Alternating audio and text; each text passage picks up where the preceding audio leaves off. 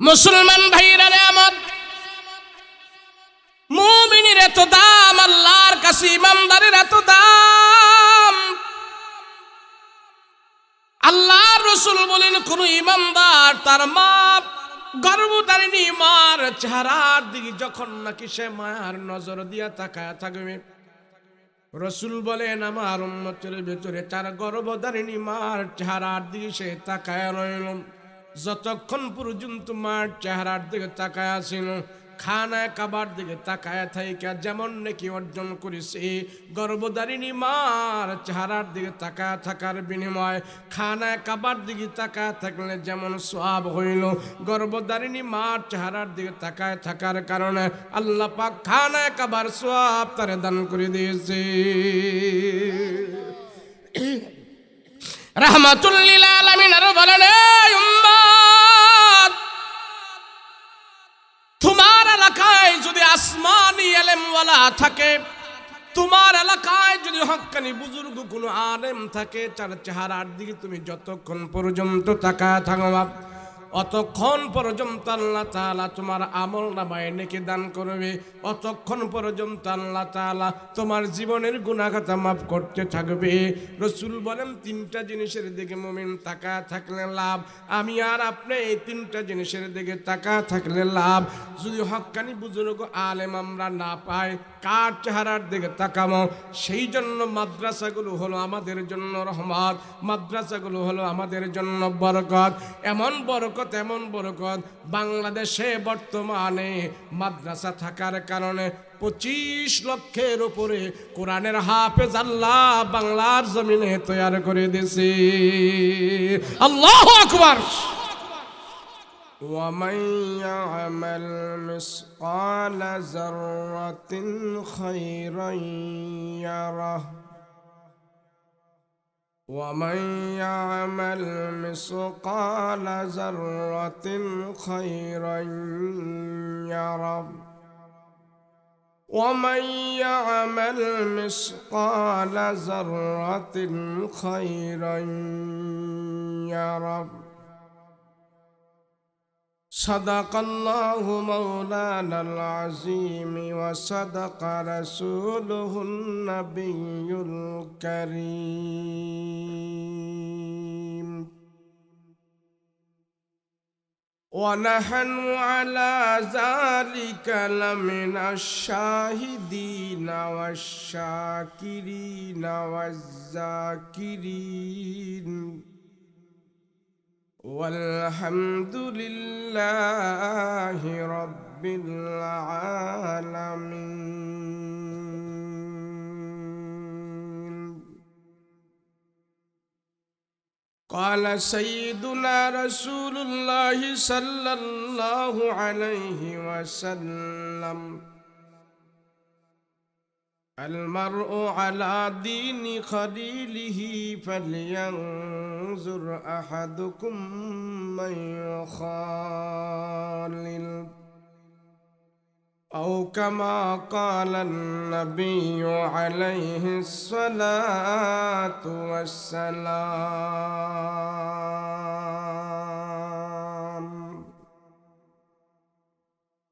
وقال تعالى في شان حبيبه ومحبوبه: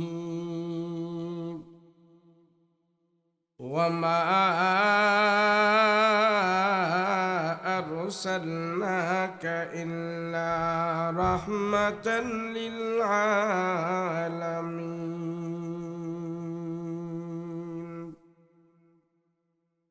صلى الله على سيدنا ومولانا محمد وعلى آله وأصحابه أجمعين.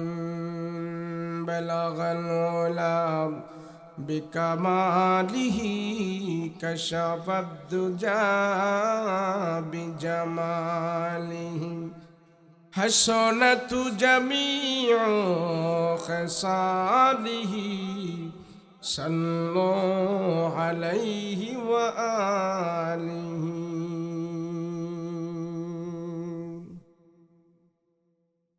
अल्लाह दिल दे जो तेरे इश्क के घर हो, दाईम रहमत के तेरे उस पे नजर हो।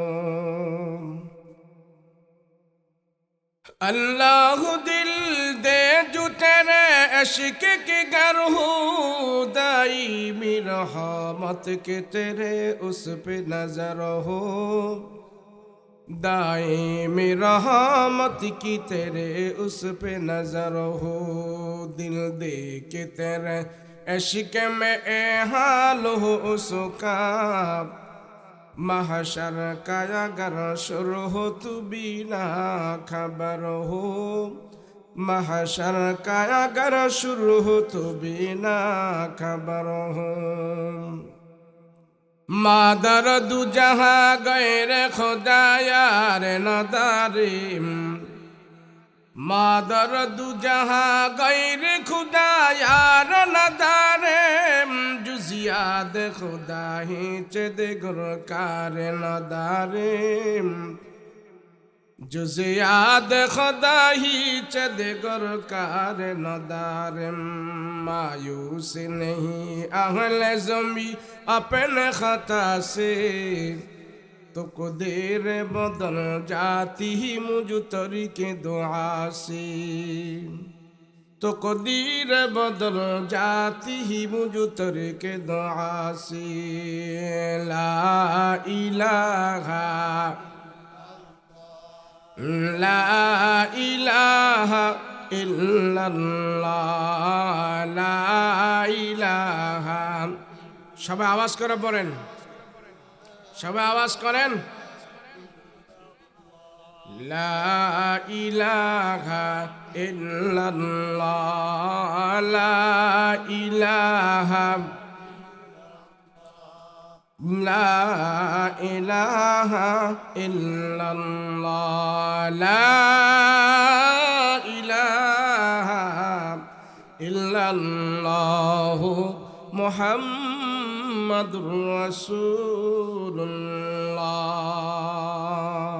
সাল্লাল্লাহু। গোসাইরচর খলিল হাসান আখন্দ বাইতুন্নুর হাফিজিয়া মাদ্রাসার হিফজ সমাপনী ছাত্রদের দস্তারবন্দি উপলক্ষে ইসলামী মহাসম্মেলন। আজকের মহতি মাহফিলের শ্রদ্ধাভাজন সভাপতি মুআজ্জাজ মুকাররম উলামায়ে কেরাম, তুলাবায়ে ইলম, সম্মুখ পানববিষ্ট দিনদার মুত্তাকি পরহেজগার ভাইয়েরা, পর্দার অন্তরালে অবস্থানরত আমার সাবদিয়া মা বোনেরা, আল্লাহ পাকের দরবারে কালেমাত শুকর আদায় করি, বলি আলহামদুলিল্লাহ। সবাই আওয়াজ করে বলেন আলহামদুলিল্লাহ। এই যে আপনারা এতক্ষণ বসেছিলেন এখানে, আর হয়তো একটা ঘন্টা বসে থাকবেন। এই যে এত ব্যস্ততার পরও এখানে যে আপনারা সময় ব্যয় করলেন, কি লাভ হইল এখানে সময়টা ব্যয় করে? কয় কি লাভের দরকার নাই, লাভ ছাড়া কোনো কিছু আছে মিয়া দুনিয়া? হয় লাভ আছে না না নাই? একটা লাভের কথা বলি, অনেক লাভ। যতক্ষণ আপনারা এখানে বসেছিলেন, আমার আপনার আমল নামায় আল্লাহর ফেরেশতারা কোনো গুনাহ লেখে নাই। সুবহানাল্লাহ। গুনাহ লেখছে? এই কোনো গুনাহ হয়েছে? গুনাহ হয়েছে তো নাটা জোরে করেন না। গুনাহ হয়েছে? কোনো বিড়ি টিড়ি খাইছেন বসে এখানে? কোনো গালিগালাজ হয়েছে? যতক্ষণ বসেছিলেন সর্বপ্রকারের গুনাহ থেকে সবাই মুক্ত ছিলেন। কথা বলেন ঠিক কিনা? ওয়াজ মাহফিলে আসলে, বসলে, বললে, শুনলে, ওয়াজ মাহফিল দিলে সর্বপ্রথম যে লাভটা হয় সেটা হলো বান্দা যতক্ষণ মাহফিলে থাকে অতক্ষণ আল্লাহর ফেরেশতারা তার আমলনামায় কোনো গুনাহ লেখেন। আলহামদুলিল্লাহ বলেন, এটাই লাভ। যদি এখানে না থাকে, এ মানুষগুলো এখানে একত্র না হয়ে অন্য জায়গায় থাকতেন, সেই জায়গাগুলো কি এই মাহফিল থেকে, এই আলোচনা থেকে আরো দামি মজলিস হইতো? কই কই থাকছেন? কেউ থাকতো টিভি দেখতো, মোবাইল দেখতো, ফেসবুক চালাইতো, সায়ের আড্ডা, শাস্ত্রলি, এখানে সেখানে বিভিন্ন জায়গায় বিভিন্ন জনেরা থাকতো, গুনাহ হইতো। কিন্তু সবাই এক জায়গায় বসে আমরা আল্লাহ এবং আল্লাহর রসুলের কথা শুনতেছি। আল্লাহর রসুল বলেন, জমিনে যারা আল্লাহ এবং আল্লাহর রসুলের আলোচনা করে, স্বয়ং আল্লাহ আরশে আজিমে ফেরেশতাদেরকে নিয়ে ওই বান্দাদের আলোচনা করতে থাকে। আমরা তো মনে করি যে বৈশা রয়েছি, এত শীতের মধ্যে বৈশা রয়েছি। আজকের মাহফিলে যে সমস্ত শ্রোতা বসে আছেন, এরাই হলো অরিজিনাল শ্রোতা। কথা কোন ঠিক কিনা? যেই শীত পড়ছে, ল্যাপের নিচে শুয়েও আরাম নাই, এত শীত। সব কিছু উপেক্ষা করি খোলা আকাশের নিচে যারা কষ্ট করে বসে আছে, হতে পারে আজকের এই 1-2 ঘন্টা কষ্ট আল্লাহ জাহান্নাম থেকে নাম কেটে জান্নাতের মেহমান বানাইয়া দেবে। লম্বা ওয়াজ করতে পারুম না, স্টেজে বসে রয়েছে প্রায় 40 মিনিটের মতো। লম্বা ওয়াজ করার সময় নাই, সংক্ষিপ্ত সময় আমি কিছু কথা বলবো। আমার পরে আমাদের যিনি রাহবার আছেন, পীর কামিল আল্লামা আব্দুর রহমান সাহেব, আল্লাহর ওলি, শেখুল হাদিস, বুজুর্গ মানুষ, ইনারা মঞ্চে দোয়া করবেন। এদের কারণে আল্লাহ পাক দুনিয়া আকাশ বাতাস টিকায় রাখছে। হক্কানি বুজুর্গ আলেম, যেই আলেমের চেহারার দিকে তাকাইলে রসুল বলেন, তোমাদের ছোট ছোট ছগিরা গুনাহগুলো আল্লাহ মাফ করে দেয়। মুমিন, ইমানদার, মুত্তাকি, পরহেজগার হওয়ার কারণে আমার আপনাকে আল্লাহ পাক জান্নাতে যাওয়ার জন্য সহজ রাস্তা বের করে দিয়েছেন। আমরা মনে করি জান্নাতে যাওয়া খুব কঠিন। আরে না, দুনিয়া কামাই করা কঠিন, জান্নাতে যাওয়া সহজ। কিন্তু আমরা বুঝি না। ইমানদার, মুমিন, মুত্তাকি, পরহেজগার যারা আছে, জান্নাতে যাওয়া আমার আপনার জন্য সহজ। দুনিয়া কামাই করা কঠিন, আখেরাত কামাই করা সহজ। কিন্তু আমরা আখেরাত কামাই করতে রাজি না। কথা বলেন ঠিক কিনা? দুনিয়াটা কঠিন, এটা নিয়েই আমরা বেশি লাফালাফি করি। ইমানদার হওয়ার কারণে, মুমিন হওয়ার কারণে আমাদেরকে আল্লাহ পাক এমন কিছু কিছু জিনিস দিয়ে দিছেন। অনেক সময় মুমিন কথা বললে সওয়াব, দেখলে সওয়াব, ডানে বামে ঘর ঘুরাইলে সওয়াব, সুবহানাল্লাহ বললে সওয়াব, আলহামদুলিল্লাহ বললে সওয়াব।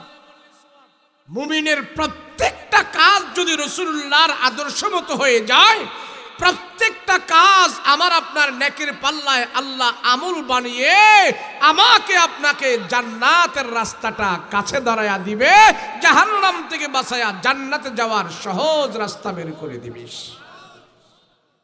একজন মুমিন, ইমানদার, সে সকালবেলা ঘুম থেকে বের হলো, ঘুম থেকে উঠলো, ঘুম থেকে উঠে ঘর থেকে বের হলো, ঘর থেকে বের হয়ে রাস্তা হাঁটতেছে, রাস্তায় একটা লোক পাইছেন।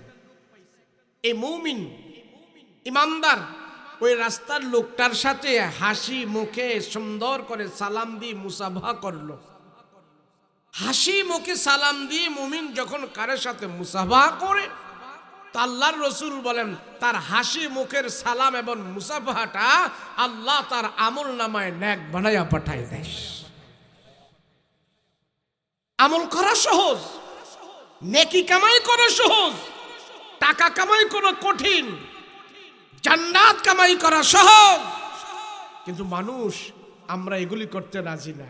আরে আমল দিয়ে যা হয়, টাকা দিয়ে তা হয় না, ক্ষমতা দিয়ে তা হয় না, পয়সা দিয়ে তা হয় না, আমল দিয়ে যা হয়। কথা বলেন ঠিক কিনা?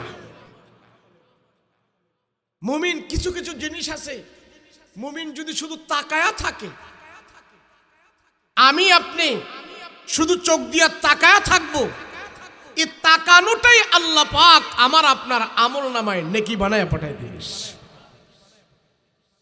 আপনি জবান নাড়ায় কিছু বলাও লাগবে না, শুধু ইমানদার তাকাই রইস। কি রইছে বলেন না, কি রইছে?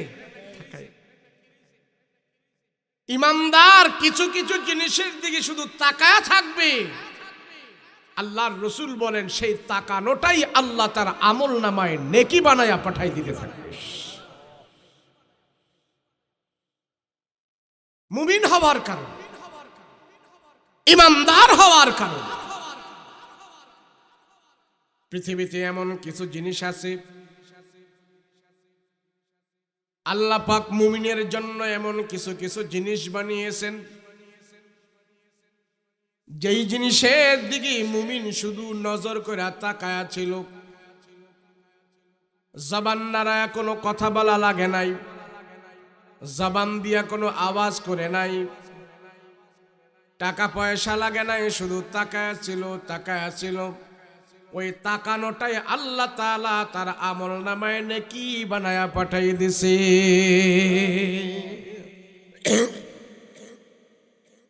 আল্লাহর রাসূল বলেন পৃথিবীতে এমন কোন জিনিস,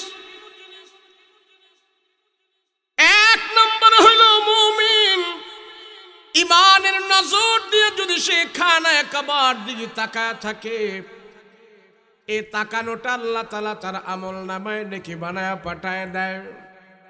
দুই নম্বরে তোমার গর্ভধারিণী মা, ওই মায়ের চেহারার দিকে তুমি তাকায়া ছিলা, সেই তাকানোটা তোমার আমল নামায় নেকি বানায় আল্লাহ পাঠায় দিছে।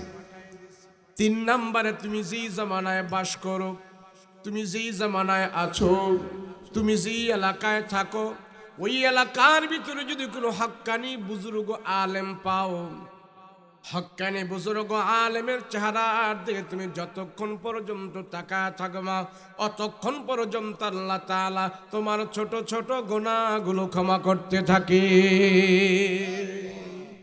নবীজি বলেন তিনটা জিনিস তোমাদের জন্য রহমত, তিনটা জিনিস তোমাদের জন্য মাগফিরাত, তিনটা জিনিস তোমাদের জন্য বরকত। এক নম্বরে হলো খানায় কাবা, দুই নম্বরে হলো তোমার গর্ভধারিণী মা, তিন নম্বরে হলো জামানার বুজুর্গ আলেম। দেখবেন অনেক হাজি সাহেবরা খানায় কাবায় যায় হজ করার জন্য, হজ করতে গিয়া হাজি সাহেব এইভাবে কালো গিলাপের দিকে তাকায় থাকে, জবান নাড়ায় কোনো কথা বলে না, চাউন করে না, আওয়াজ করে না, ঘন্টার পর ঘন্টা এইভাবে তাকায় রয়েছেন তাকায় রয়েছেন তাকায় রয়েছেন। আল্লাহ রাসূল বলেন যতক্ষণ পর্যন্ত মানুষ ইমানের নজর দিয়া খানায় কাবার দিকে তাকায় থাকবে, আল্লাহ অতক্ষণ পর্যন্ত তার জীবনের গুনাহ খাতা ক্ষমা করতে থাকবে। শুধু তাকায় ছিল। আবু জাহেল খানা কাবার দিকে তাকায় ছিল, উকবা সাইবা তারাও খানায় কাবার দিকে তাকায় ছিল, কিন্তু আল্লাহ তাদের আমল নামায় নেকি দান করে নাই। কিন্তু আমি বাংলাদেশ থেকে একটা আদনা মানুষ যদি ইমানওয়ালা হয়, আমি যদি খানায় কাবায় যায় তাকায় থাকি, বাংলাদেশ থেকে যদি কোনো ভ্যান ড্রাইভার, রিক্সাওয়ালা, শ্রমিক, দিন মজুর যদি যায় সৌদি আরবে খানায় কাবার দিকে যদি তাকায় থাকে, ইমানদার হওয়ার কারণে, মুমিন হওয়ার কারণে, যতক্ষণ পর্যন্ত আদনা একজন বাঙালি খানায় কাবার দিকে তাকায় থাকবে, আল্লাহর রাসূল বলেন ইমানদার হওয়ার কারণে যতক্ষণ সে খানায় কাবার দিকে তাকায় থাকবে, আল্লাহ তার আমল নামায় ততক্ষণ পর্যন্ত তার গুনাহ খাতা মাফ করতে থাকবে। মুমিন হওয়ার কারণে। মুসলমান ভাইরা রে আমার, মুমিনের এত দাম আল্লাহর কাছে, ইমানদারের এত দাম। আল্লাহর রাসূল বলেন কোন ইমানদার তার মা গর্ভধারিণী মার চেহারার দিকে যখন নাকি সে মায়ার নজর দিয়া তাকায় থাকবে, রাসূল বলেন আমার উম্মতের ভিতরে তার গর্ভধারিণী মার চেহারার দিকে সে তাকায় রইল, যতক্ষণ পর্যন্ত মার চেহারার দিকে তাকায় ছিল, খানায় কাবার দিকে তাকায় থাইকা যেমন নাকি অর্জন করেছে, গর্ভধারিণী মার চেহারার দিকে তাকায় থাকার বিনিময় খানায় কাবার দিকে তাকায় থাকলে যেমন সওয়াব হইল, গর্ভধারিণী মার চেহারার দিকে তাকায় থাকার কারণে আল্লাহ পাক খানায় কাবার সওয়াব তারে দান করে দিয়েছে। রাহমাতুল লিল আলামিন আর বলেন, এই উম্মত, তোমার এলাকায় যদি আসমানি ইলমওয়ালা থাকে, তোমার এলাকায় যদি হক্কানি বুজুর্গ কোনো আলেম থাকে, তার চেহারার দিকে তুমি যতক্ষণ পর্যন্ত তাকায় থাকবা অতক্ষণ পর্যন্ত আল্লাহ তাআলা তোমার আমলনামায় নেকি দান করবে, অতক্ষণ পর্যন্ত আল্লাহ তাআলা তোমার জীবনের গুনাহ খাতা মাফ করতে থাকবে।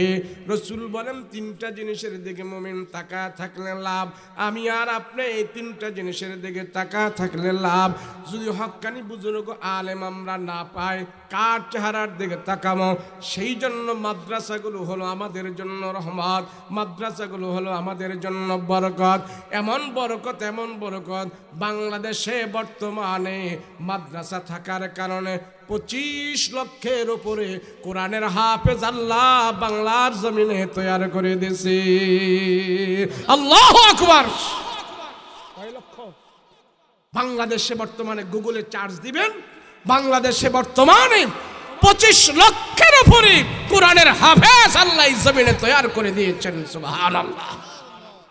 এজন্য বিন্দেশীরা, এই জন্য কাফের মুশরিকেরা তাদের একটা বাঁকা চোখ বাংলাদেশের দিকে দিয়ে থাকে, যাতে করে এই দেশের ভিতরে টুপিওয়ালা জন্ম না নেয়। কথা বলেন ঠিক কিনা? মাদ্রাসা মসজিদের বিরোধিতা করার জন্য তাদের একটা বাঁকা চোখ আলেম ওলামাদের বিরুদ্ধে থাকেই থাকে। কথা বলেন ঠিক কিনা? কিছুই হবে না, তোমাদের বাঁকা দৃষ্টি, তোমাদের অপবাদ, তোমাদের সব কিছু আমরা সহ্য করে এই জমিনে কোরআনের খেদমত করব। কথা বলো ঠিক কিনা? আরে যদি কোরআনের আলো, কোরআনের তেলাওয়াত, আলেম ওলামা, ইসলাম, দ্বীন, ধর্ম এগুলো যদি ধূলিসাৎ করে দেওয়া সম্ভব হতো 1400 বছর পূর্বেই মক্কার জমিনে আবু জাহেল, উকবা, শাইবারা যেই চেষ্টা মেহনত করেছিল ইসলামকে সেখানে ধূলিসাৎ করে দিত। কথা বলেন ঠিক কিনা?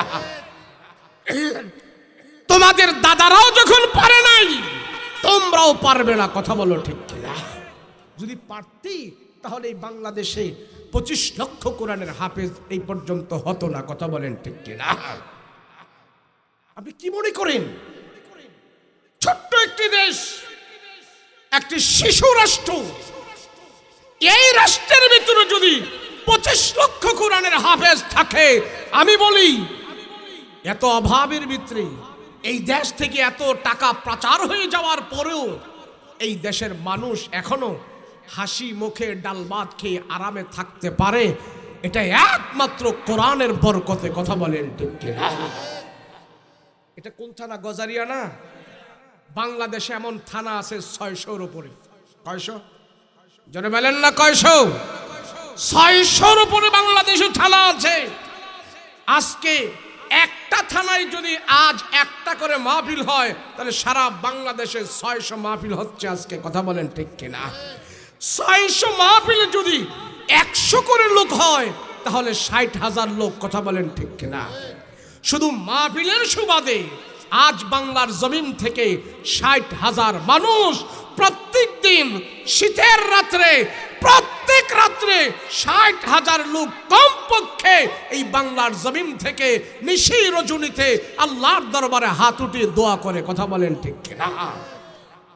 আমরা মনে করি হ্যাঁ এমনি 60,000 লোক যেই দেশ থেকে, যেই রাষ্ট্র থেকে প্রত্যেক দিন আল্লাহর দরবারে হাত উঠায় দোয়া করে, আমি বলি তাওহীদি জনতা, ইমানদার, মুত্তাকি, পরহেজগার মানুষের দোয়ার বদৌলতে এই বাংলাদেশকে আল্লাহ পাক আরো ভালো করবেন। কথা বলেন ঠিক কিনা? না হয় আমাদের কি আছে?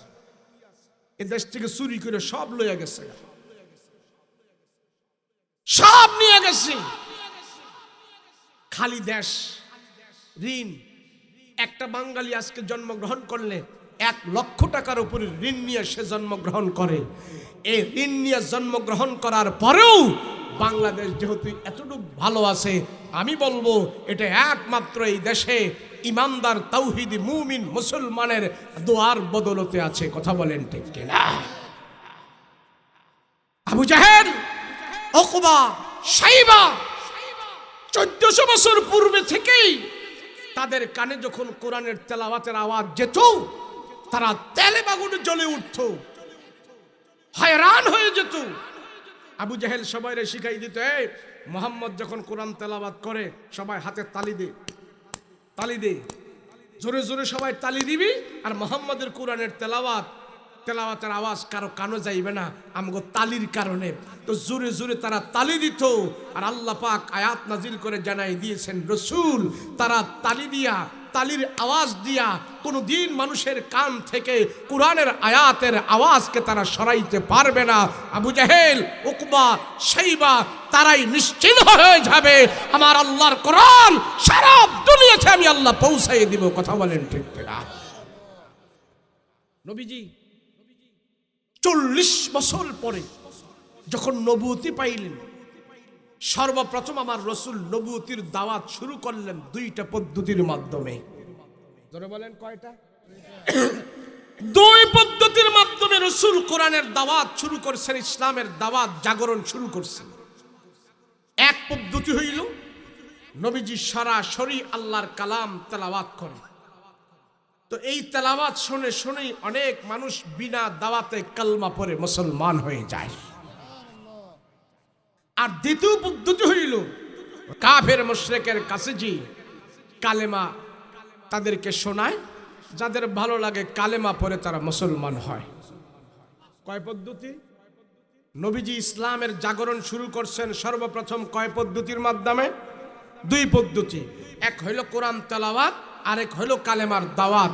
আমাদের এই সমাজেও যদি কোরআনের তেলাওয়াত না থাকে, কালেমার দাওয়াত না থাকে, এই সমাজের মানুষগুলো আবু জাহেল মার্কা হয়ে যাবে। কথা বলেন ঠিক কিনা? যখন রসুল কোরআন তেলাওয়াত করে তখন দূর দূরান্ত থেকে নারী পুরুষ জুয়ান বুড়া করা ছোট বড় সব মানুষ আসতে থাকে খানায় কাবায়। কেন আসে? মুহাম্মদ শেষ নবী, শ্রেষ্ঠ নবী, দোজাহানের নবী, তারপরে আর কোনো নবী নাই। তো এই মুহাম্মদ দেখতে হয়। তো রসুলকে দেখার জন্য অনেক দূর দূরান্ত থেকে মানুষ আসে।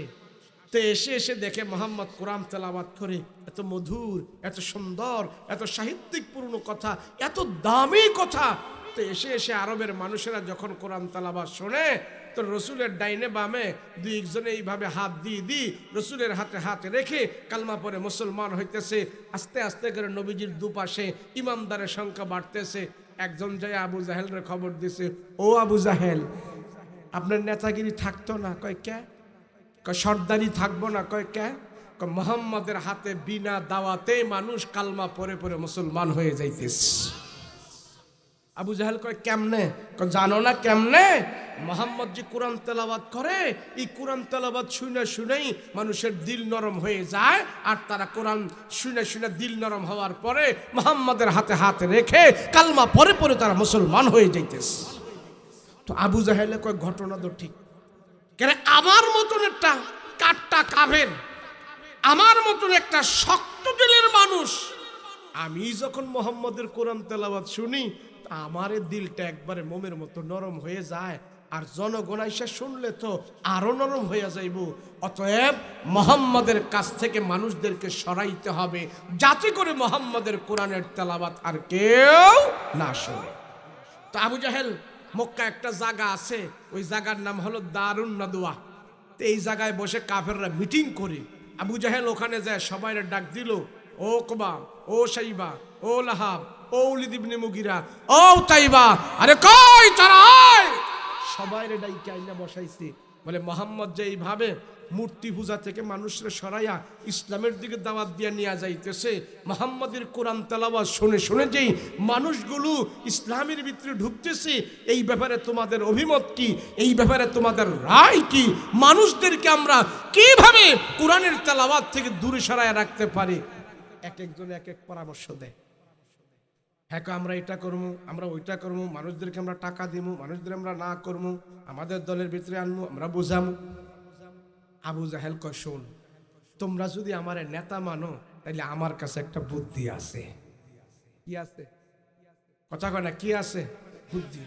কারণ আবু জাহেল এটা হলো একটা শিক্ষিত বাটপার, শিক্ষিত শয়তান। এই আরে মূর্খ মানুষ যদি সুর হয় তোর সর্বোচ্চ থানা লেভেল পর্যন্ত যাইতে পারে, কথা বলেন ঠিক কিনা? আর শিক্ষিত মানুষ যদি সুর হয় তাহলে মন্ত্রণালয়ে বসে বসে কলমের খোঁচা দিয়া এদেশের লক্ষ লক্ষ কোটি কোটি টাকা পাচার করে বিদেশে নিতে পারে, কথা বলেন ঠিক কিনা? তো আবু জাহেল হয়েছে এমন শিক্ষিত সুর, শিক্ষিত বাটপার। আবু জাহেল রে আল্লাহ পাক পৃথিবীতে কোনো কিছু দিক দিয়ে কম দিছিল না, সব দিক দিয়ে বেশি দিছিল। যেমন নাম, ডাক, হাক, শিক্ষা, দীক্ষা, বংশ, মর্যাদা, দেহ, বডি, সব দিক দিয়ে আবু জাহেল একটা পারফেক্ট নেতা ছিল। কি ছিল? পারফেক্ট। আবু জাহেল বলে, ওকবায়ে শাইবায়ে লাহাব, শোনো, তোমরা যদি আমাকে নেতা মানো, তোমরা যদি আমার পরামর্শে চলো, তাহলে আমি আবু জাহেল তোমাদেরকে একটা ডিসিশন দিব, আমি একটা রায় দিতে চাই, তোমরা এটা মানবা কিনা বলো। কয় কি? মোহাম্মদের কোরআন তেলাওয়াত যে মানুষ না শুনি, আমরা একটা দায়িত্ব পালন করব। কয় কি? মক্কায় যে বহিরাগত মানুষরা আসে মোহাম্মদের কোরআন তেলাওয়াত এসে শুনে, আমরা নেতারা যদি দায়িত্ব নিই, খানায় কাবার গলিতে গলিতে আমরা যদি বসে বসে আমাদের দল বল নিয়ে মানুষদেরকে যদি আমরা বুঝাই, এই তোমরা মোহাম্মদের কাছে যাইও না, মোহাম্মদ একটা পাগল। কথা কন কি? কয় পাগল। আমরা যদি পাগল কথাটা জনগণের খাওয়াই দিতে পারি, তো পাগলে যত দামি কোরআনের তেলাওয়াত করুক না কেন, মোহাম্মদের কোরআন তেলাওয়াত আর কেউ গ্রহণ করবে না। এই তোমরা পারবা? সবাই বলে ইয়েস স্যার, গুড ডিসিশন, সুন্দর কথা, আমরা সবাই মানব। যে ডিসিশন, সেই সিদ্ধান্ত আগামীকালকে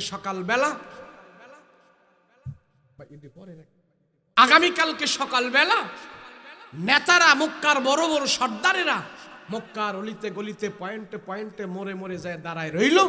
দাঁড়ায়া মক্কায় যে বহিরাগত মানুষরা আসতেছে, নারী পুরুষ জুয়ান বুড়া ছোট বড় সবাই আসতেছে, তো তাদেরকে জিজ্ঞাসা, কই যাও?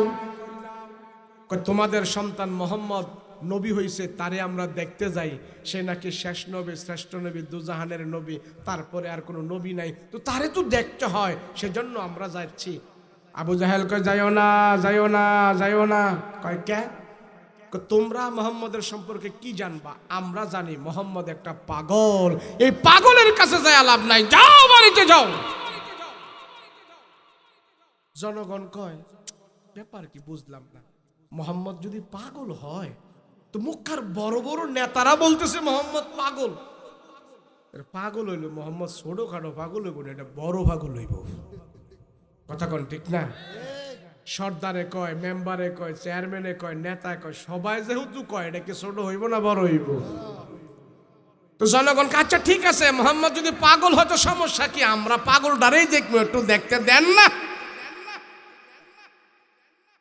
আমরা পাগল ডারেই দেখবো, দেন। এখন নেতাদের কথা আর কেউ শোনে না, নেতাদেরকে ওভারটেক কইরা সব আস্তে আস্তে কইরা খানায় কাবায় ঢুকছে, দুইটা পাগল ডারে খুঁজতেছে, মোহাম্মদ কই, মোহাম্মদ কই, মোহাম্মদ নাকি পাগল, পাগলটা কই। খুঁজতে খুঁজতে যায় দেখে আমার রসুল আল্লাহর কালাম হাতে নিয়া কোরআন তেলাওয়াত করতেছে, আর আমার রসুলুল্লাহর চেহারা মুবারকের আলো খানায় কাবার দেয়ালের মধ্যে যায় লেগেছে। নবীজির চেহারার আলো দিয়ে পুরোটা খানায় কাবার দেয়াল আলোকিত হয়ে আসে। জনগণ কই, কইল কি? আবু জাহেলরা কইল কি মোহাম্মদ নাকি পাগল? পাগলের চেহারা কি এত সুন্দর হইতে পারে? আয় হায়, যে পাগল তার চেহারা তো থাকবে ফ্যাকাশে চেহারা, চুলগুলো আলো জ্বালা, জামা কাপড় ভাড়া সেটা, কিন্তু এত সুন্দর চেহারার মানুষ কিভাবে পাগল হতে পারে? আচ্ছা ঠিক আছে, চেহারা দেখে বুঝলাম উনি পাগল না, তো কি যে পড়তেছে, কি যে হাতে নিয়ে তেলাওয়াত করে, একটু আমরা সবাই শুই না দেখি। কেন যে পাগল হয় তার তো কথাবার্তা ঠিক থাকে না, তার তো পড়ালেখার কোনো ঠিক থাকে না। একবার এহানতে এক কলি কয়, আহানতে আরেক কলি কয়, একবার গান গায়, আরেকবার গজল গায়, একবার হিন্দি কয়, আরেকবার বাংলা কয়, একবার এইটা একবার ওইটা, একটা বেতাল অবস্থায় থাকে। কথা বলেন ঠিক কিনা? সব জনগণ আমার রাসূলুল্লাহর পিছনে স্তব্ধ হয়ে তারা দাঁড়িয়ে আছে নবীজির কোরআন তেলাওয়াত শোনার জন্য। সুবহানাল্লাহ। তো নবীজি তারা তো পিছনে দাঁড়িয়েছে আর রাসূল আল্লাহর কালাম হাতে নিয়ে তেলাওয়াত করতেছে।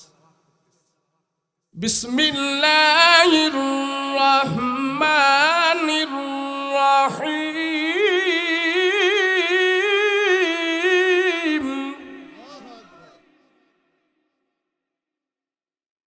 আর রহমানু আল্লামাল কুরআন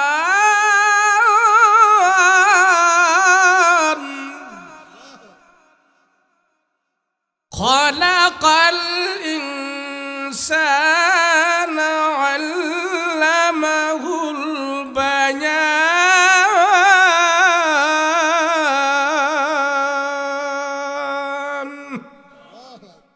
নবীজি কোরআন তেলাওয়াত করতেছে আর পিছনে সব জনগণ দাঁড়িয়ে আমার রাসূলুল্লাহর কোরআন তেলাওয়াত গুলো মনোযোগ সহকারে শুনে এক বাক্যে সবাই বলতেছে, না, পাগলের জবান থেকে এত সুন্দর দামি তেলাওয়াত আসতে পারে না।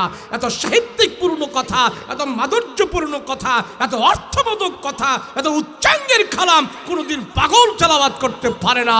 আমরা সত্য রাসূল পেয়েছি। ও মুহাম্মদ, তোমার হাতে হাত রেখে আমরা কালেমা পড়ে মুসলমান হয়ে যেতে চাই। সবাই যখন মুসলমান হয়ে গেছে, আবু জাহেলের কানে খবর গেছে, আমরা যা কইছি হিতে বিপরীত হইছি, কওয়ারছে না কই ভালো ছিল। কি হইছে? কই যে কইলাম পাগল, নেতাগো কথা কেউ খায় নাই, সবাই মুহাম্মাদের হাতে হাত রেখে মুসলমান হয়ে গেছে। আবু জাহেল তো তেলে বাগুনে জ্বললা উঠছে, আরো গরম। হায় হায় সর্বনাশ, যদি এমনি মুসলমান হইতে থাকি তাহলে আমার আবু জাহেলের নেতাগিরি থাকবে।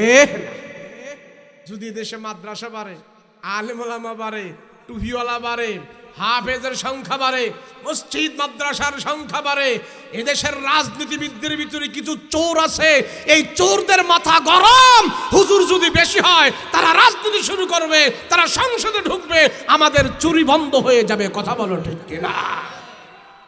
এই জন্য কিছু কিছু নেতারা আছে, হুজুররা মৌলবাদ, জঙ্গিবাদ, আলবদর, রাজাকার বাদ দিতে দিতে হুজুর করে এমন বাদ দিছে, আল্লাহ দিলে হারা নিজেরই বাদ হয়ে গেছে।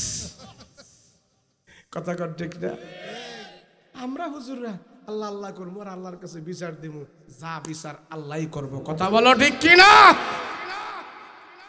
ভাই সাহেব, আপনি মনে করেন কি বাংলাদেশ পুলিশ দিয়া, র্যাব দিয়া, সিটা দিয়া, কোবরা দিয়া, রিমেন্টের মার দিয়া এই দেশ ভালো করে লাগবে? আরে না মিয়া, 53 বছর হয়েছে এই দেশ, চুরি বাড়ছে না কমছে? আমি মাঝে মাঝে কই, খালি কোরআনের তে খালি একটা আয়াত, আমনে একটা আয়াত এদেশের সংবিধান না কি যে কয়, এই সংবিধানে খালি একটা আয়াতের আইন আপনি পাশ করেন, বাংলাদেশ 80% ভালো হয়েছে। কয় পার্সেন্ট জোরে বলেন? 80% ভালো হয়ে যাবে বাংলাদেশ। শুধু কোরআন থেকে একটা আয়াত তোমরা সংবিধানে নিয়ে আস। কয়টা আয়াত জোরে বলেন? একটা আয়াত, আর বেশি দরকার নাই। এই দেশ ভালো হইতো না। ওই সুরের একটা কিচ্ছা পড়ছিলাম, কইয়ালাই। আপনাকে অসুবিধা? আপনাকে অসুবিধা হইলে আমার আবার সুবিধা, তাড়াতাড়ি যামুগা। আইছিলাম একটা মশান টশান লইয়া লম্বা একটা ওয়াজ করবো, কিন্তু সময় নাই। সুর কি? জাপান একটা রাষ্ট্র আছে পৃথিবীতে, জানেন আপনারা? কথা কয় না, জানেন? আমি জানি না আপনারা কোন ওয়াজ পছন্দ করেন, কইতারি না, কিন্তু সময়ের স্বল্পতার কারণে আমি আগাগোড়া ঠিক না রেখে ভাঙ্গাচুরা ওয়াজ করতেছি। আল্লাহ যেন আমাদেরকে বুঝার এবং আমল করার তৌফিক দান করে, বলেন আমিন। জাপান একটা দেশ আছে, এই দেশের নাম হইল সারা দুনিয়াতে জাপান তারা টেকনোলজি, এই যে টেকনোলজি আছে না, যন্ত্রপাতি ভালা মেশিনারি জিনিস টিনিস হেরা আবিষ্কার করছে। তো জাপানের তারা চিন্তা করে এত টেকনোলজি মেশিন আমরা আবিষ্কার করছি, এখন আমরা সুর ধরার মেশিন আবিষ্কার কইরা সারা দুনিয়াতে আমরা সুনাম কামামু। কি ধরার মেশিন? তো মাশাআল্লাহ দিলে হেরা সুর ধরার মেশিন বার করছে। এটা করলে কথার কথা, আবার ওয়াজের ঘরে দৈরেন না হুজুর, এটা কোন কিতাবে আছে? সুর ধরার মেশিন বার করে হেরা জাপানের অলিতে গলিতে মোড়ে মোড়ে লাগাইছে। তো লাগাইয়া 2 মাস পরে জামু, যায়া এই মেশিন খুইলা দেখমু কয়জন সুর ধরা পড়ছে। কেরে পুলিশ দিয়া, র্যাব দিয়া, আর্মি দিয়া দেশের সুর নির্মূল করা যায় না, বাধ্য হইয়া হেরা সুর ধরার কি বার করছে? আরে মেশিন লাগাইয়া হেরা 2 মাস পরে গেছে মেশিন খুইলা সুর ধরা, সুর কটা ধরা পড়ছে। গিয়া মেশিন খুইলা দেখে জাপানে সুর ধরা পড়ছে 5 জন। কয়জন? আমেরিকার তারা কয় সারা দেশ সারা পৃথিবীতে আমরা মাতাব্বরি করি, আমাদের দেশেও তো মাঝে মাঝে চুরি হয়, আমরাও একটা চোর ধরার মেশিন লাগাই। তুই আমেরিকার হেরাও চোর ধরার মেশিন লাগাইয়া মোড়ে মোড়ে লাগাইয়া 2 মাস পরে চেক করে যায় দেখে আমেরিকায় চোর ধরা পড়ছে 20 জন। কয়জন? সৌদি আরবের তারা কয় আমাগো দেশে মক্কা মদিনা মাঝে মাঝে আমাগো দেশেও চুরি হয়, মক্কা মদিনার বদনাম হয়, কোরআনের আইন তো করছি পুরাটা সাবেত করতে পারি না, আমেরিকার যন্ত্রণায় এবার মেশিন লাগাইয়া দেখি আমাগো দেশেও চোর কটা ধরা পড়ে। তো সৌদি আরব মক্কা মদিনার অলিতে গলিতে পয়েন্টে পয়েন্টে মেশিন লাগাইছে চোর ধরার মেশিন। 2 মাস পরে যায় মতোয়ারা যায় চেক দিচ্ছে মেশিনের মধ্যে চোর কটা ধরা পড়ছে, যায় দেখে চোর ধরা পড়ছে 50 জন। কয়জন? পাকিস্তানের তারা কয় আমগো শুধু চোর বেশি, হেরাও মেশিন লাগাইছে, 2 মাস পরে যায় মেশিন চেক করছে, যায় দেখে চোর ধরা পড়ছে 100। কয়জন?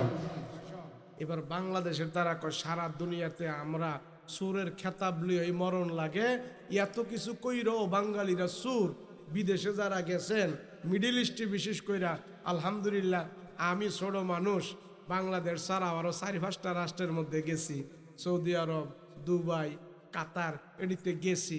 যাওয়ার পরে অনেক সময় দেখি এনের মধ্যে বাঙালি গরলে টিসারি করে, আমার জিজ্ঞাসা ইউ আর ফ্রম, তুই করতে আইছো, তোর বাড়ি কই? আমি কই মিন বাংলাদেশ, আমি বাংলাদেশের থেকে আইছি, আনা বাঙালি। বাঙালি কইলে এরা মতমতাইয়া হাসে।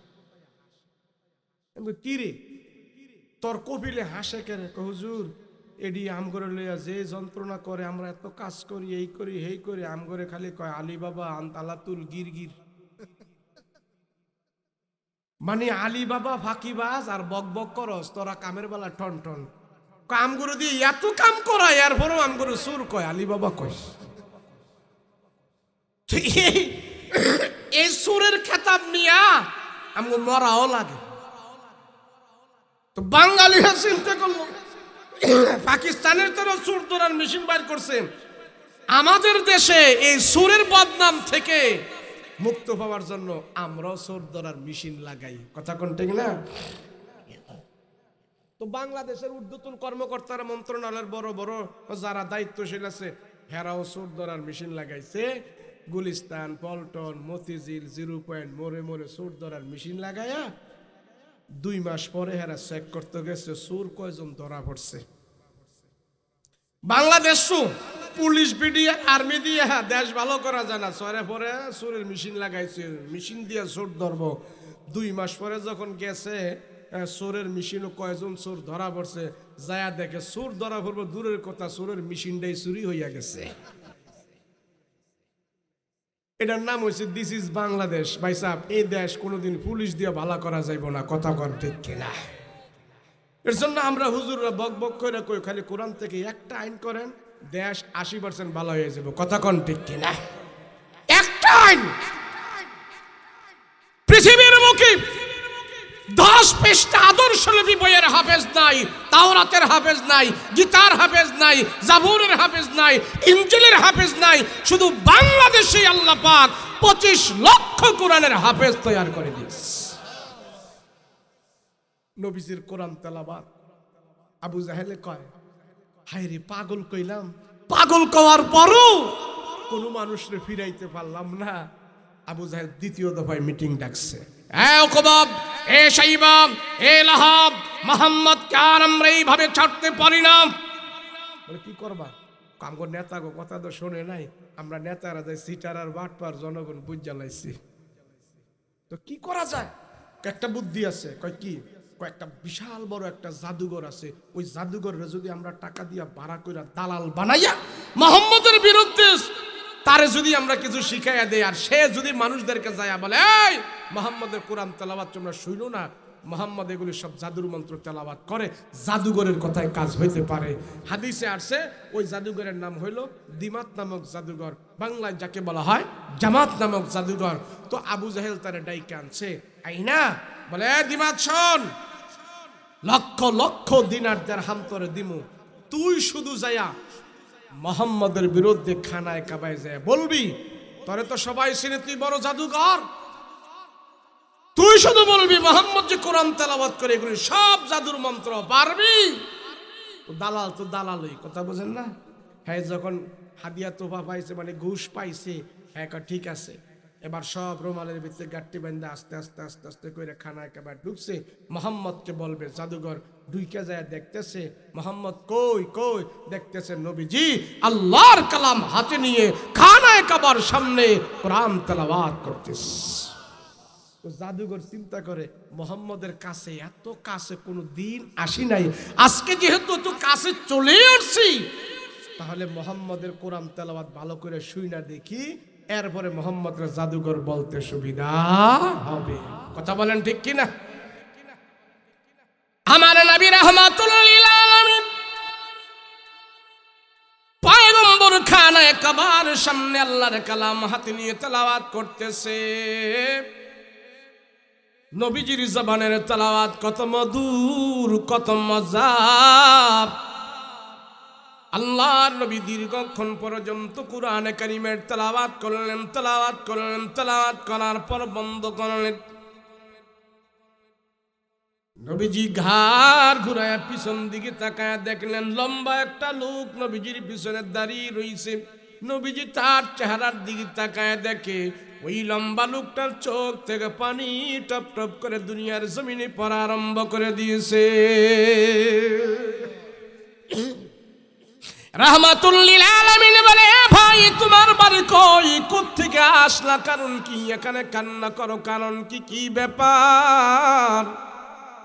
আমার কোন সাহাবী তোমাকে কোনো কষ্ট দিয়েছি কিনা বলো, উমর তোমাকে কোনো কষ্ট দিয়েছি কিনা বলো, কে তোমাকে আঘাত করেছে বলো, কিসের অভাবে তুমি কান্না করো, কারণটা কি, তোমার মনে কি দুঃখ বলো? লোকটা কোনো কথা কয় না, জাদুগুরু কোনো কথা কয় না, শুধু কান্না করে, শুধু কান্না করে, চোখের পানি ফেলে ফেলে কান্না করে। রাহমাতুল লিল আলামিন বলে, ও ভাই কেন তুমি এখানে কান্না করো বলো? আমি পয়গম্বর কারো চোখের পানি সহ্য করতে পারি না, আমি রাসূল কারো চোখের পানি আনার জন্য দুনিয়াতে আসি নাই, মুসার জন্য আসছি, বলো তোমার কি প্রয়োজন, আমি নবীজি তোমার চাওয়া পাওয়া মিটানোর চেষ্টা করব। ওই জাদুঘর শুধু কান্না করে কান্না করে। রাহমাতুল লিল আলামিন বলে, ভাই তুমি কান্দো না, কেন তুমি কান্না করো আমার কাছে বলো। জাদুঘর ডাক দিয়া বলে, রাহমাতুল লিল আলামিন নবী আপনি আমাকে আঘাত করেন নাই, আপনার কোন সাহাবী আমাকে আঘাত করে নাই, আমি কান্দি আসছিলাম আপনাকে অপবাদ দেওয়ার জন্য, আপনার বিরুদ্ধে তুহমত দেওয়ার জন্য।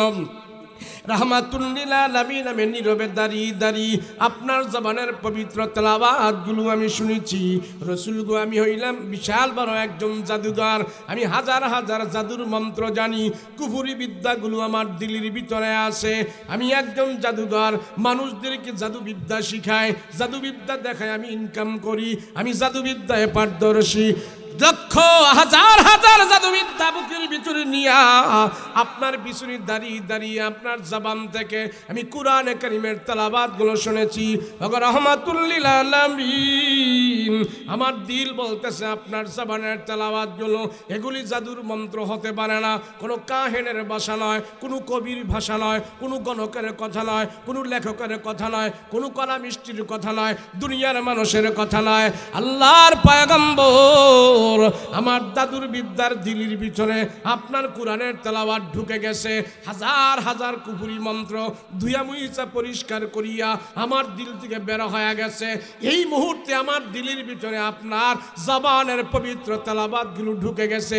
আমার জাদু বিদ্যার অন্তরের ভিতরে কোরআনের হেদায়েতের আলো ঢুকে গেছে। আল্লাহু আকবার। ওগা রাহমাতুল লিল আলামিন ছিলাম আবু জেহেল উকবা সাইবা, তারা বলেছে আপনার বিরুদ্ধে অপবাদ দেওয়ার জন্য। না না, আপনার বিরুদ্ধে আমি অপবাদ দিব না গো, আপনার বিরুদ্ধে আমি অপবাদ দিব না। ইয়া রাসূলুল্লাহ, আপনি যদি কথা দেন, আপনি যদি আমাকে সুযোগ দেন, আমি আর আবু জাহেলদের কাছে যাব না, উকবা সাইবাদের কাছে যাব না, আমি আর তাদের কাছে যাব না, আমার ধর্মে আর ফিরে যাব না। ওগো নবীজি, আমি আপনার পবিত্র হাতে আমার হাতটা রাখতে চাই। আপনি যদি আমার কলমা পড়ায়া দেন, আমার জবান দিয়া কলমা পড়ে সব জাদুবিদ্যা ভুলে যায়, কলমা গ্রহণ করে এই মুহূর্তে আমি মুসলমান হয়ে যেতে চাই। আল্লাহর রাসূল তার কালমা পরে মুসলমান বানাই দিছে। আবু জাহেল হায় হায় সর্বনাশ, মুহাম্মদের জাদুতে আমগো জাদুঘর কাবু হইয়া গেছে। আরে কোরআনের জাদুর কাছে পৃথিবীর কোন জাদু চলবে না, কথা বলো ঠিক কিনা? কোরআন জাদু, জাদু কোরআন হইল সবচেয়ে বড় জাদু। পৃথিবীর মুখে কোন গ্রন্থ নাই, একমাত্র কোরআনে আছে, কথা বলো ঠিক কিনা? কথা বলেন। গীতার হাফেজ আছে, হিন্দুদের গীতা, মহাভারত, রামায়ণ, ত্রিপিটক, দেব, জিন্দা, মিস্তা, দিকানিকা, শ্লোক, সহিফা, তাওরাত, জবুর, ইনজিল, যত গ্রন্থ আছে একটা গ্রন্থের হাফেজ পৃথিবীতে নাই। আলহামদুলিল্লাহ আমাদের কোরআনের হাফেজ শুধু বাংলাদেশেই 25 লক্ষ। আলহামদুলিল্লাহ বলি। যদি কোরআনকে মিঠাই দিতে পারত, আবু জাহেল তখনই মিঠাইয়া দিত, কথা বলেন ঠিক কিনা? তাহলে 1500 বছর পরে এসে যারা কোরআনের বিরোধিতা করে, এটা পাগলামি আর বোকামি ছাড়া কিছু না, কথা বলেন ঠিক কিনা? কয় বছর? কথা বলেন না, কয় বছর? 1500 বছর। আল্লাহর রাসূল আবু জাহেল শেষ পর্যন্ত বাধা দিতে না পেরে, কোরআনের তেলাওয়াত বন্ধ করতে না পেরে, সে মক্কার দারুন নদওয়ায় দাঁড়িয়ে সবাইকে বলল, শোনো, আমি আবু জাহেল বেঁচে থাকতেই মুহাম্মাদের মৃত লাশ দেখতে চাই। এই পর্যন্ত আবু জাহেলের জীবনে প্রায় 5 থেকে 7 বার আমার রসুলকে দুনিয়া থেকে মেরে ফেলার ষড়যন্ত্র করেছে। সব ষড়যন্ত্র থেকে আল্লাহ পাক আমার রসুলকে নিরাপত্তা দান করে দিয়েছে। আবু জাহেল বলল, তোমরা যদি আমাকে নেতা মানো, যার যার ঘর থেকে তীর বর্ষা বললাম, অস্ত্র শস্ত্র সব নিয়ে আজ রাতেই মুহাম্মাদের বাড়িতে হামলা হবে, অতর্কিত হামলা করে মুহাম্মদকে দুনিয়ার জমিন থেকে বিদায় করে দেওয়া হবে। আবু জাহেল তো এমন এক নেতা ছিলেন, তার হাক ডাক, বংশ মর্যাদা, সম্মান, ইজ্জত, পড়াশোনা, বডি, দেহ সব ছিল 100। আবু জাহেলের দাম্ভিকতা এমন ছিলেন, মক্কার শক্ত জমিনে, শক্ত মাটিতে যেখানে এইভাবে হাত মারতেন শক্ত মাটি পর্যন্ত কেঁপে যেত, এত তার দাম্ভিকতা ছিল। সবাই আবু জাহেলকে ভয় পাইছে। আবু জাহেল বলে, যার যার বাড়িতে তীর বর্ষা বললাম, যা যা সব নিয়ে আসো। তো রাসূলুল্লাহর ঘরের চতুর্পার্শ্বে তারা এসে তীর বর্ষা বললাম, অস্ত্র শস্ত্র নিয়ে সবাই রেডি। তো সেদিন আলী রাদিয়াল্লাহু আনহু আর রাসূল ঘরের ভিতরে দ্বীনের ব্যাপারে পরামর্শ করতেছে, মুযাকারা করতেছে। আল্লাহ পাক জানাই দিলেন, নবীজি, আমি শুধু আপনার খবর রাখি না, আপনার শত্রুর খবরও রাখি, কথা বলেন ঠিক কিনা? আল্লাহর রাসূলকে আল্লাহ বলতেছেন, নবীজি, বাহিরের অবস্থা তো ভালো না, যে ঘরের দরজা খোলেন না। হায় হায় সর্বনাশ, আমার বংশের মানুষ, আমার রক্তের মানুষ, আমার বন্ধু বান্ধব, আমার চাচতো ভাই, ওটা তো আমার পরিচিত। হায় হায়, আমার রক্তের মানুষগুলো যেইভাবে অস্ত্র শস্ত্র নিয়ে তারা উৎপেতে আছে, আমাকে আজ মেরে ফেলবে, আমাকে আজ শেষ করে ফেলবে। ও আল্লাহ, আমি করবটা কি? আল্লাহ পাক সেদিন রাত্রে বলেছিল, নবীজি আপনার কিছু করা লাগবে না, শুধু আপনি একটু হরকত করবেন, আর বাকি সব ব্যবস্থা আবু জাহেল উকবাদেরকে শায়েস্ত করার জন্য সব ব্যবস্থা আমি আল্লাহ আমার নিজের হাতে নিয়ে নিয়েছি। সুবহানাল্লাহ। কাফের, মুশরিক, হিন্দু, বৌদ্ধ, খ্রিস্টান, ইহুদি, নাসারা, এই বলদগুলো মুসলমানদের ইতিহাসই জানে না। কথা বলেন ঠিক কিনা? কোরআনের ইতিহাসই জানে না। ইসলামের একটা বিধান হইল, সূত্র হইল, শত্রুপক্ষ যত মোটা হবে, শত্রুপক্ষ যত তাজা হবে, শত্রুপক্ষ যত শক্তিশালী হবে, ইসলামের বিজয় তত তাড়াতাড়ি আল্লাহ সেখানে দান করবে। এটা ইসলামের নিয়ম।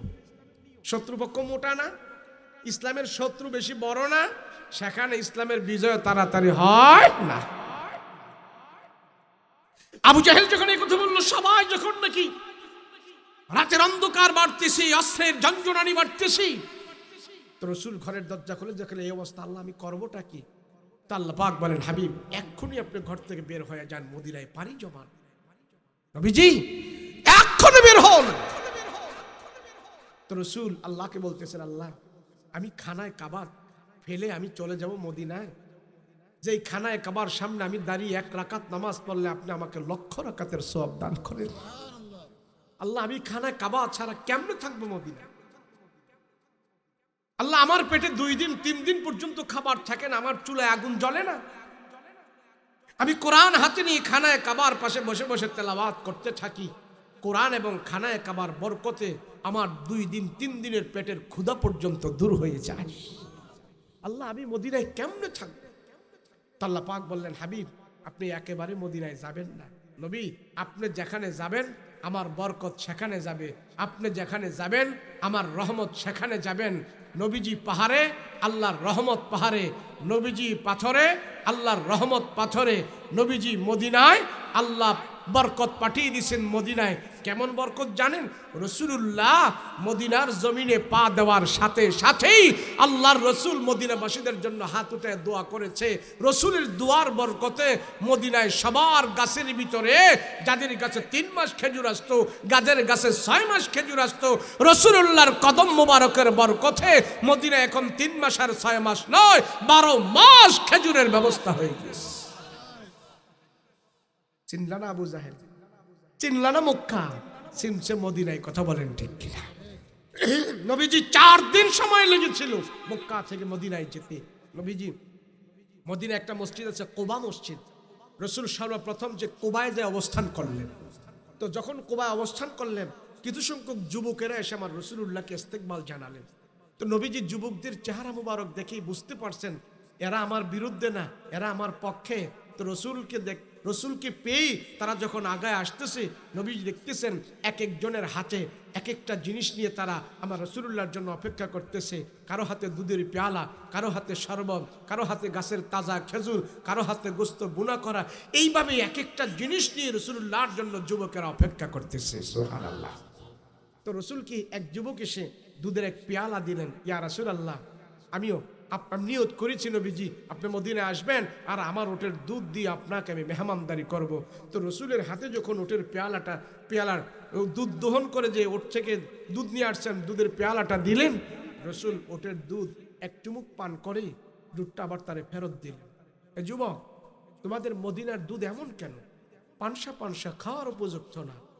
মদিনা মক্কার দুধ তো কত সুস্বাদু।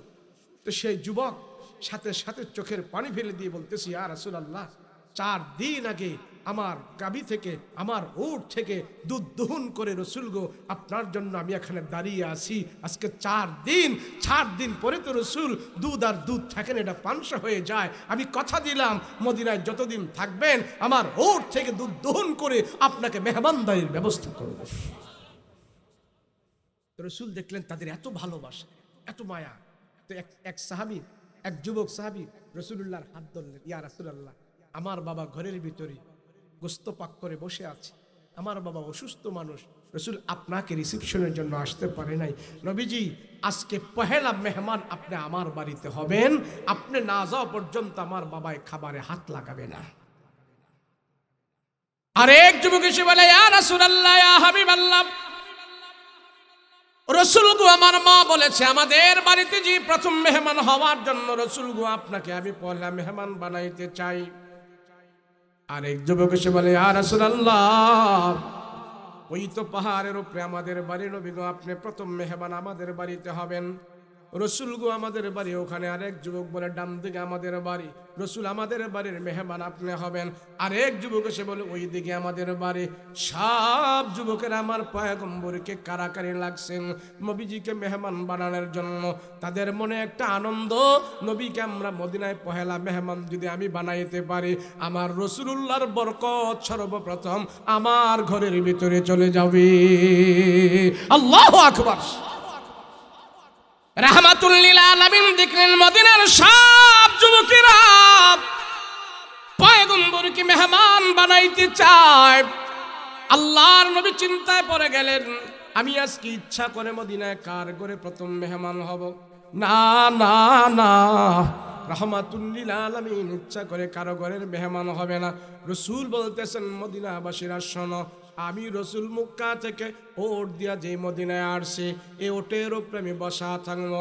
ওটটা চলতে চলতে যায় মদিনায় যার ঘরের ভিতরে বসবে, আমি রসুল্লাহ তার বাড়ির মেহমান হয়ে যাব।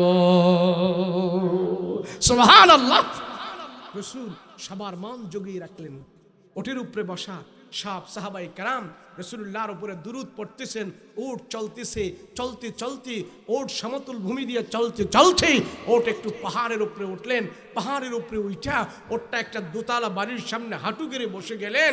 রসুল ওটের লাগাম ধরে টান দেয়, উঠো, উঠে না, উঠো, উঠে না। ওটের লাগাম ধরে রসুল টান দেয়, উঠে না।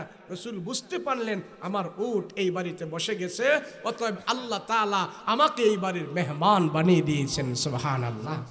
সেই বাড়িটা ছিলেন নবীর এক সাহাবী আবু আইয়ুব আনসারী রাদিয়াল্লাহু আনহু।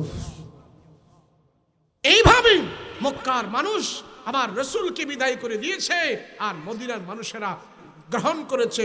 রসুলুল্লাহকে গ্রহণ করার কারণে আল্লাহ মদিনাকে সোনার মদিনায় পরিণত করে দিয়েছেন। সুবহানাল্লাহ। নারে তাকবীর, নারে তাকবীর। আলহামদুলিল্লাহ। আজকের মাহফিলের আমাদের আল্লাহর ওলি পীরে কামেল আমাদের মাঝে আসছেন। আলহামদুলিল্লাহ। সবাই আমরা দোয়ায় শরীক হব, বরকত নিব। আল্লাহ পাক মুরব্বীদের আগমন, আল্লাহর ওলিদের, হাক্কানি বুজুর্গদের পদচারণ, এটা আমার আপনার জন্য রহমত এবং বরকত। কথা বলেন ঠিক কিনা? আমরা আর দেরি করব না, আমরা আমাদের মূল কাজে চলে যাব। বয়ান আপনারা শুনেছেন, মাদ্রাসায় অনেক টাকা টোকাও দিয়েছেন, এবং এই মাদ্রাসার ফসল কি? আপনাদের এই মাদ্রাসার এখন যে ফসল, সেই ফসল আপনাদের সামনে এখন ধরে তোলা হবে। আপনারা খুশি না বেজার? বলেন খুশি না বেজার? এরকম করে করে এক এক মাদ্রাসা থেকে এরকম কয়েকজন হাফেজ হয়। সারা বাংলাদেশ থেকে যে হাফেজ হচ্ছে, আলহামদুলিল্লাহ, এটা খুশির বিষয় কিনা? আজকে সারা বাংলাদেশকে সারা বিশ্বের মানুষ চিনতে বাধ্য। কি করতে বাধ্য বলেন? সারা পৃথিবীর মানুষ এখন বাংলাদেশকে চিনে কোরআনের কারণে। কথা বলেন ঠিক কিনা? প্রতি বছর 120টা রাষ্ট্রে, 100 রাষ্ট্রে, 130টা রাষ্ট্রের সব ছেলেদের সাথে প্রতিযোগিতা দিয়ে বাংলাদেশের ছেলেটা 120টা রাষ্ট্রকে পিছনে ফেলে বাংলাদেশের ছেলেটা প্রথম পুরস্কার নিয়ে বাংলাদেশে চলে আসে। খুশির খবর কিনা জোরে বলেন? আল্লাহ পাক আমাদেরকে সর্বদা সবসময় কোরআনের খেদমত করার তৌফিক দান করেন। বলেন আল্লাহুম্মা আমিন।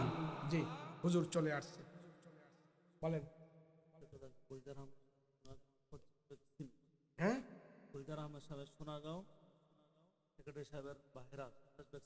মাশাআল্লাহ। হ্যাঁ, একটি দান আসছে মাদ্রাসায়।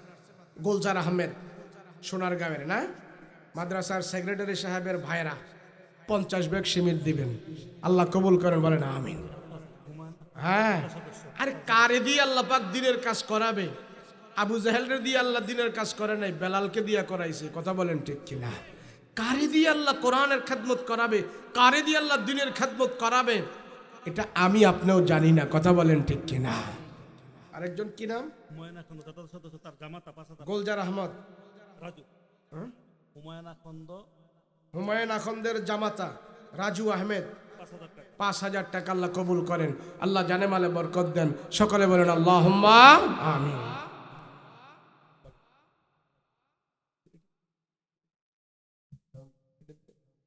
আলহামদুলিল্লাহ। আমাদের প্রধান মেহমান মুফতি